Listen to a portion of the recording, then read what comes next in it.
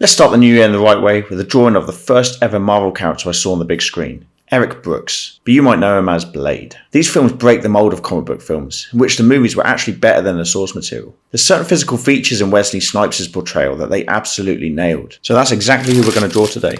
Right, so let's get a reference image. I actually used arguably the worst of the trilogy to get a reference image. This scene in particular in Blade Trinity, his hair, tattoos and eyes are in perfect perspective and high definition. Plus, I feel the scene really captures his vulnerabilities. So I printed out the reference image onto a piece of paper the same size I'm going to work at, and then I drew a grid over the top in pencil. When drawing a face at this size, the grid is by far the most accurate method to work with in my opinion. You just copy each cell one by one. I always find it takes a little while to get going, but once you get into the flow, it can be quite quick to get the rough sketch down. Just don't overcommit too early on. Make sure you work nice and light. So let's start with some colour. I'm using a nice big variety of different coloured pencils. My favourite for flesh tones are usually Faber-Castell polychromos. They're soft, but they're not too soft, so you can build up the layers quite steadily. But today I'm kind of using a mishmash of a bunch of different brands, as there's so many different tones going on in the reference image. I'm trying to concentrate on one cell of the grid at a time, and gradually spill out over onto the next. I mentioned earlier how I love how this image evokes Blade's tumultuous upbringing and his lonely existence. He wears sunglasses most of the time, but I feel his eyes carry his emotion, and drawing him without glasses gives his piece more of a deeper meaning. I haven't actually found a reference image for his shoulders and chest area yet. I think I'm going to have to blag that one in part 2. I'm also tempted to add a classic Blade red background. I'll see how I feel, but that's the hard bit done. I think I'm around 15 hours in. Hope you like it so far.